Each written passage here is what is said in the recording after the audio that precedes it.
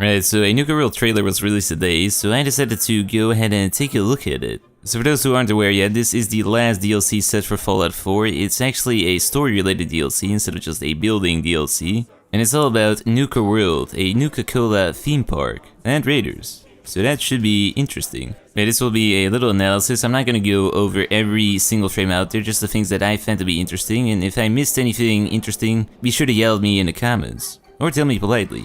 Either one of those two. But without further ado, let's get started. So the trailer starts out with this little Protectron with a TV screen, a special Nuka Cola Protectron. It's sure to advertise everything Nuka Cola related. Then it just continues with some shots of the park, but this is where it actually gets interesting.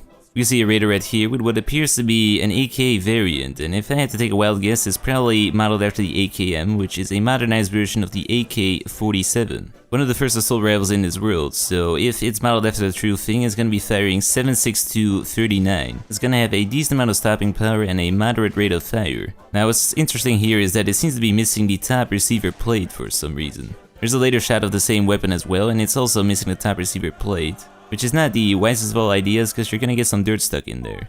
And eventually, even AKs can jam. Then the trailer just continues with some shots of some games you can play and some raids you can get in. And also a Nuka Cola paint job for your T-51B power armor. The next section of the trailer shows off some different zones of the park. So first up we got Kitty Kingdom, which as the name would suggest is probably for kids. But we can also see some ghouls right here with different colors. And if I had to take another wild guess, the reason for that is probably Nuka Cola chemicals. I mean, there's a line in Fallout 3 that says that if you drink a quantum, your pee is gonna be blue for quite some time. So just laying around in that stuff is probably not gonna be too great for your skin. Anyways, the next zone is Safari Adventure, which seems to feature some new creatures you can shoot, such as what appears to be a gator claw, which are probably gonna be quite tough to take down. We also got a new type of Brahmin that seems to be a bit darker, and it's got some horns as well.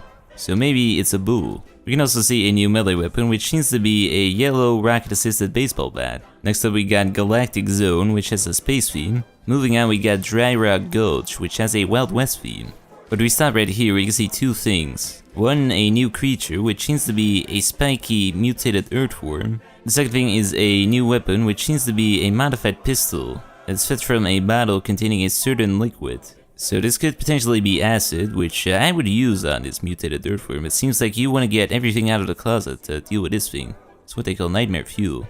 Let's also get a different thing on the side. I honestly have no idea what this is, but acid would be my bet. Then we get some more shots of some raiders, and right here we can see two raiders along with a slave. Now you know this is a slave because she's got a slave collar. Now these things were pretty heavily featured in Fallout 3. The thing about them is that if you run away from the transceiver, it goes boom. Which is not too great for whoever is wearing it, so quite effective. But yeah, maybe you can enslave some settlers to decrease your labor cost. Next up we can see a guy that's very pissed off at this Nuka Cola bottle cap. But he's firing a new weapon, which we'll see more of in just a second. So right here we can see two new weapons. First up the electrified paddle ball, which just seems to be a plain old paddle ball that shocks people. It appears to be fed by a microfusion cell. So think of this as a grown-up version of a fly swatter. But the more interesting weapon is the one the guy is holding, which seems to be modeled after the Dragunov, which is a Russian semi-automatic sniper rifle. So if it's anything like the real thing, it's going to be firing 7.62-54, which is the granddaddy Mosin round, so that should pack quite a decent punch. It also appears to have a scope, as well as a very interesting buttstock. Now that definitely looks like a shovel-handle buttstock, which would not be too comfortable for your shoulder. Next up we got what appears to be a raider assault on Sanctuary. Now the player character is holding that AKM variant with a pretty funky paint job. And again, this is missing the top receiver plate. But I'm still betting on the fact that you can probably upgrade this weapon to actually get that plate, because it is looking pretty bare bones right now. But yeah, apparently in this DLC you can also join up with raiders and take over settlements that are in the Commonwealth. So yeah, you should be able to do quite the opposite of what Preston is always asking you to do, which is definitely a good change in my books. And right here we got a player character holding yet again a new weapon, a knife with a saw blade on top, as well as more nightmare fuel, an insect of some sorts, and some sort of glowing magician ghoul. Now I don't know whether or not this one is going to be feral. Up to this point most glowing type of ghouls have been feral, but this one appears to be able to still pull off some magic tricks. And finally we got the player character punching what appear to be flying ants, so there seems to be no lack of bugs in this DLC. Whether or not we're going to find the other type of bug, we still don't know. But that pretty much concludes the Nuka World trailer, so some pretty interesting stuff was showcased here. The release date is set for August 30th, and I personally cannot wait to ruin Preston's dreams. So I do hope this provided some valuable insight into this trailer to you, and if I missed anything major, be sure to tell me in the comments, and I will potentially see you in the next video.